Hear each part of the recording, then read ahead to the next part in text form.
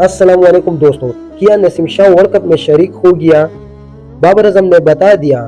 Pakistan cricket team का कप्तान बाबर आजम का कहना है कि नसीम शाह अभी अनफिट है और मुझे नहीं पता कि इनकी रिकवरी में कितना वक्त लगेगा। एशिया कप के सुपर 4 मरहले के अहम मैच में श्रीलंका के हाथों 2 विकेटों से शिकस्त के बाद पाकिस्तान टीम के कप्तान ने प्रेस कॉन्फ्रेंस करता फास्ट बॉलर नसीम शाह के बारे में बताया कि नसीम शाह की इंजरी चल रही है और मुझे नहीं मालूम कि इनकी सेहत में कितना वक्त लगे।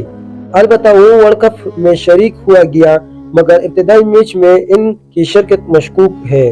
फास्ट बॉलर हारिस रऊफ के बारे में कप्तान बाबर आजम ने कहा कि हारिस रऊफ बेहतरी के जानिब चलना है और इंशाअल्लाह वो वर्ल्ड कप से पहले सेहतयाब हो जाएगी। वर्ल्ड कप की तैयारी के बारे में बाबर आजम ने कहा कि मैं इस बार में नहीं बताऊंगी और न यही प्लान बी के बारे।